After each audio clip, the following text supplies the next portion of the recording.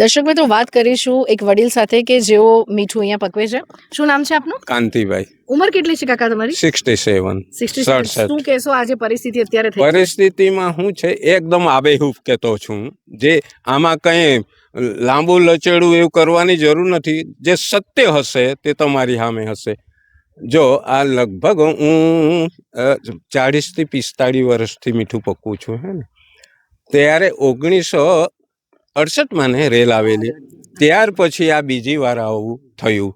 એમાં મોટે ભાગના અગરિયા થોડું ઘણું આ મરચું મીઠું ઉમેરવાનું કામ નથી આવતું. એકદમ ફ્રેક કહેતો છું. પણ મોટે ભાગના અગરિયાને છે ને આના પર આધારિત છે.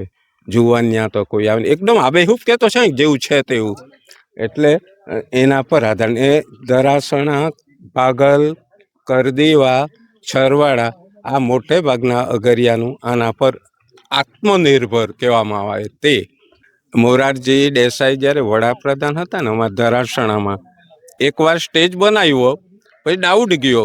તે સ્ટેજ પાછો રદ કર્યો, પાછો બીજી વાર બનાવ્યો. પછી મોરારજી દેસાઈએ પેલું ગાયું શું, વૈષ્ણવ જન તેને એટલું મસ્ત ગાયું. પછી કહ્યું કે મીઠામાં વગરનો માણસ નક્કામો. મીઠું પહેલું જોઈએ કે નહીં, આપણને શાકમાં કે ગમે તેમાં જોઈએ કે નહીં. એટલે મીઠુંને એટલું મહત્વ આપી છે. મીઠા વગર મીઠું દરેક કામમાં જોઈએ કે નહીં જોઈએ.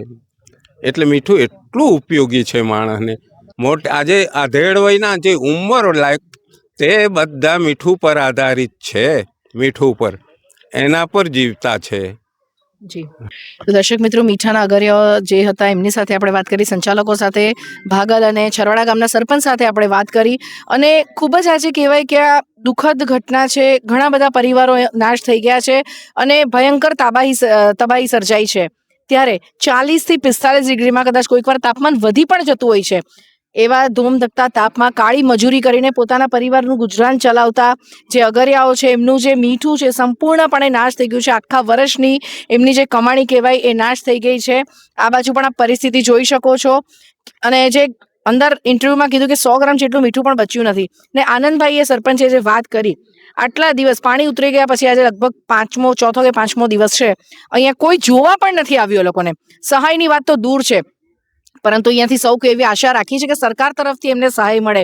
ત્યારે મોટી મોટી વાતો કરવાવાળા, સહાય કરવાવાળા અહીંયા હજી સુધી કોઈ વિઝિટ કરવા આવ્યા નથી. તો વહેલામાં વહેલી તકે આ સ્થળ વિઝિટ કરે અને અહીંયાના જે બી કોઈ અગરિયાઓ છે, કારણ કે કરોડોની ઉપરનું દર્શક મિત્રો નુકસાન ગયું છે અને એક અગરિયા સંચાલકો પાસે 200 થી 250 પરિવારની, જી આ 200 થી 250 પરિવારની જવાબદારી છે. કરોડો ઉપરનું નુકસાન ગયું છે. ત્યારે કઈ રીતે અહીંયા લોકો પહોંચે છે અને એમને ક્યારે સહાય મળે છે એ આપણે જોવું રહ્યું. દિશા દેસાઈ, દિશા ન્યૂઝ, વલસાડ.